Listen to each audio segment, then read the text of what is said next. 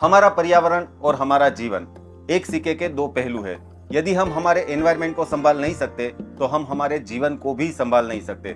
और हमारी पृथ्वी और हमारा पर्यावरण ही है जो हम सबके बीच में कॉमन है। और इसी तरह 5 जून को सेलिब्रेट किए जाने वाला वर्ल्ड एनवायरनमेंट डे यानी कि विश्व पर्यावरण दिवस हम सबके बीच में कॉमन है, जहां पर दुनिया भर के लोग एक साथ पर्यावरण संरक्षण के लिए आगे आते हैं। विश्व पर्यावरण दिवस के अवसर पर काफी सारे लोगों को school, colleges, community, industries, organisation में स्पीच देकर लोगों को जागरूक करने का मौका मिलता है। लेकिन जिनको स्पीच देने का मौका मिलता है या फिर जो लोग स्पीच देना चाहते हैं वो लोग एनवायरमेंटल इश्यूज के बारे में तो जानते होते हैं, लेकिन स्पीच को कैसे स्टार्ट करना है, क्या बोलना है, कैसे ऑडियंस को अट्रैक्ट करना है और कैसे लोगों को पर्यावरण संरक्षण के लिए जागरूक करना है, ये नहीं जानते होते हैं। तो आज का ये वीडियो उन लोगों के लिए है जो सही में एनवायरमेंट के बारे में सोचते हैं और एक इफेक्टिव स्पीच देकर लोगों में एनवायरमेंट प्रोटेक्शन के लिए अवेयरनेस फैलाना चाहते हैं।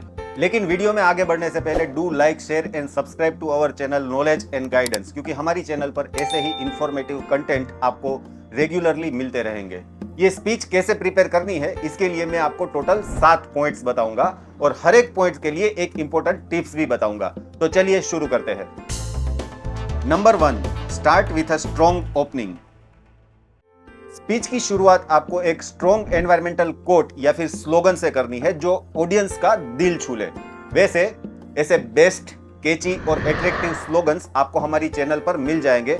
ज्यादा मेहनत करने की जरूरत नहीं है क्योंकि लिंक सारी मैंने डिस्क्रिप्शन बॉक्स में रख दी है। स्लोगन और कोट्स के बाद तुरंत आपको करंट एनवायरमेंट सिचुएशन रिलेटेड कुछ स्टैटिस्टिक और एनवायरमेंट के कुछ किस्से और कुछ अनुभव के बारे में बताना है।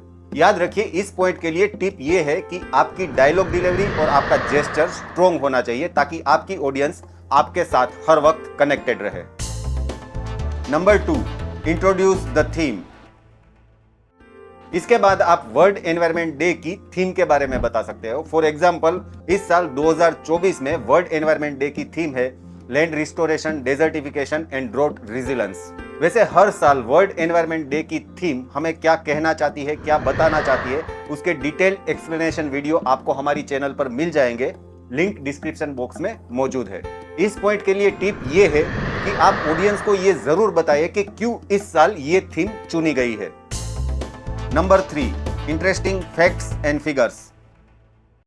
थीम के बाद plastic pollution, climate change, desertification, drought resilience, biodiversity, economic burden जैसी करंट एनवायरनमेंट सिचुएशन के कारण होने वाली विपरीत असर के कुछ interesting facts and figures, stories, solution और ग्रास मूवमेंट के बारे में ऑडियंस को जरूर से बताएं। इस पॉइंट के लिए टिप्स ये है कि हर साल एनवायरनमेंट डे से related interesting facts and figures के वीडियोस आपको हमारी डिस्क्रिप्शन बॉक्स में मिल जाएंगे।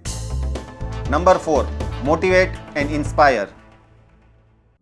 ये सारे फैक्ट्स, फिगर्स एंड स्टोरी बताने के बाद एनवायरनमेंट की कुछ ऐसी बातें बताइए जो ऑडियंस के इमोशंस के साथ जुड़ जाए और ऑडियंस के दिमाग में एक सस्टेनेबल फ्यूचर का चित्र बनाए, जिसे सारी ऑडियंस एनवायरनमेंट प्रोटेक्शन के लिए इंस्पायर, मोटिवेट और कमिटेड बन जाए। इस पॉइंट के लिए इंपॉर्टेंट टिप ये है कि ऑडियंस तभी जाकर मोटिवेट होगी जब स्पीच में एनवायरमेंटल इमोशंस पब्लिक के सामने आएंगे। Number 5, call to action. तो अब जब आपको यह लगता है कि आपकी ऑडियंस मोटिवेट एंड इंस्पायर हो चुकी है तो बारी आती है कुछ कर दिखाने की, मतलब कि call to action for environment protection and conservation. इस पॉइंट के लिए इंपॉर्टेंट टिप्स ये है कि यहां पर आपके सजेशंस ऑडियंस के लिए फिजिबल एंड प्रैक्टिकल होने चाहिए। Number 6, and with a memorable closing. अब जब स्पीच को एंड करने का वक्त आ ही गया है तो याद रखिए कि ऑडियंस सबसे ज्यादा एंड को याद रखती है। तो इसीलिए आपका स्पीच एंडिंग भी स्टार्टिंग की तरह strong, impactful, interesting and memorable होना चाहिए। और एक अच्छे एंडिंग के लिए स्पीच के सारे की पॉइंट्स को समराइज करें और हर एक पॉइंट्स का इंपॉर्टेंस बताएं। इस पॉइंट के लिए इंपॉर्टेंस टिप ये है कि स्पीच एंडिंग में अगर ऑडियंस में से कोई भी क्वेश्चन आता है तो उनके जवाब के लिए तैयार रहे। Number 7, practice and rehearse. एक अच्छी और बेहतरीन स्पीच के लिए research, fluency, confidence, body language, gesture, clarity and time frame बहुत ही जरूरी है, क्योंकि तभी जाकर ऑडियंस आपके साथ कनेक्टेड रहेगी। तो भाई इस पॉइंट के लिए टिप्स तो यही है कि सही में स्पीच देने से पहले एक दो बार प्रैक्टिस एंड रिहर्स कर जाए। तो भाई ये कुछ पॉइंट्स है जिसे कंसीडर कर आप एक बेहतरीन एनवायरनमेंट डे स्पीच प्रिपेयर कर सकते हो, जिसे आप ऑडियंस को आपके साथ कनेक्ट कर सकते हो, उनके इमोशंस के साथ जुड़ सकते हो और ऑडियंस को एनवायरनमेंट प्रोटेक्शन एंड कंजर्वेशन के लिए मोटिवेट कर सकते हो। और सबसे आखिरी टिप, स्पीच होती है, ना कि सिर्फ रीडिंग।